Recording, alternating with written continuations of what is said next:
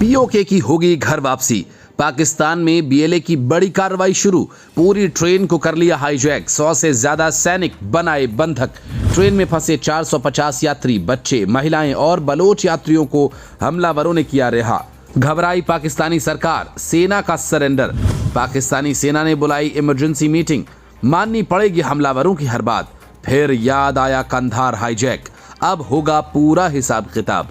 अब तक आपने कई विमान हाईजैक सुने होंगे, कई पर तो फिल्म्स भी बनी हुई हैं। कंधार हाईजैक को भारतीय आज तक नहीं भूल पाए हैं, लेकिन शायद ये कर्मों का ही फल है कि पाकिस्तान को विमान नहीं, ट्रेन हाईजैक का सामना करना पड़ रहा है। ये पहली बार है जब किसी ने पूरी ट्रेन को ही हाईजैक कर लिया हो। इससे पहले ऐसा किसी ने न सुना न देखा। पाकिस्तान की जिस ट्रेन को हाईजैक किया गया उसमें करीब 700 यात्री सवार थे, जिनमें से 450 को बंधक बनाया गया। बाकी बच्चों के साथ महिलाओं और बलोच यात्रियों को रिहा कर दिया गया। इस हाईजैक की जिम्मेदारी पाकिस्तान के प्रतिबंधित संगठन बलोच लिबरेशन आर्मी ने ली है, जिसे बीएलए के नाम से जाना जाता है। आपको याद होगा, भारत का एक विमान भी हाईजैक किया गया था जिसमें पाकिस्तानी शामिल थे। कंधार विमान हाईजैक के नाम से इस पर फिल्म भी बनी है। शायद आज उन्हीं गलतियों का फल पाकिस्तान भुगत रहा है। जिस ट्रेन को हाईजैक किया गया उसमें करीब 100 सेना के भी लोग सवार थे। इनमें पुलिस, पाकिस्तानी सेना, आतंकवाद निरोधी बल और इंटर सर्विस इंटेलिजेंस के एक्टिव सोल्जर्स शामिल हैं, जो पंजाब में छुट्टी पर वापस जा रहे थे। बीएलए ने चेतावनी दी कि अगर ट्रेन में मौजूद सैनिकों ने किसी भी तरीके की कोई कार्रवाई करने की कोशिश की तो वे यात्रियों को मारने में 1 सेकंड भी नहीं लगाएंगे। इसका सबूत देने के लिए बीएलए ने 6 सैनिकों को हुरों के पास भी पहुंचा दिया। अब पाकिस्तानी सेना और सरकार परेशान है, इस हमले से बचने के तरीके ढूंढ रही है।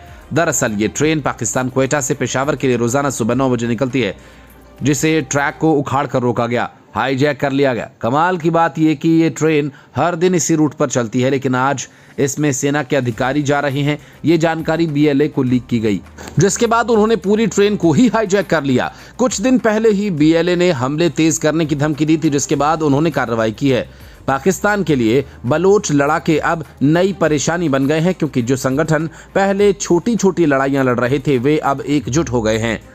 कुछ दिनों पहले बलूच समूहों ने पाकिस्तान और चीन के खिलाफ एक नए हमले का ऐलान किया था। बलूच प्रतिरोध समूह ने हाल ही में सिंधी अलगाववादी समूहों के साथ युद्धाभ्यास खत्म किया। बलूच राजी अजाउई संगर या BRAS की संयुक्त विज्ञप्ति जारी की गई थी, जिसमें एक निर्णायक युद्ध रणनीति का ऐलान किया गया था। BRAS के साथ आने से पाकिस्तान में चीन द्वारा संचालित CPEC प्रोजेक्ट के लिए बड़ा खतरा पैदा हो गया। बलूच राजी आजोई संगर की संयुक्त बैठक के बाद एक बयान जारी किया गया था, जिसमें Baloch liberation army, Balochistan liberation front, Baloch Republican guards और सिंधी लिबरेशन ऑर्गेनाइजेशन सिंधु देश रेवोल्यूशनरी आर्मी के हाई लेवल डेलीगेशन ने भाग लिया था। बयान में कहा गया था कि बलूच राष्ट्रीय आंदोलन को निर्णायक चरण में पहुंचाने के लिए अहम फैसला लिया गया। इस मीटिंग में इस बात पर सहमति बनी थी कि BRAS जल्द ही बलूच राष्ट्रीय सेना का रूप ले लेगी।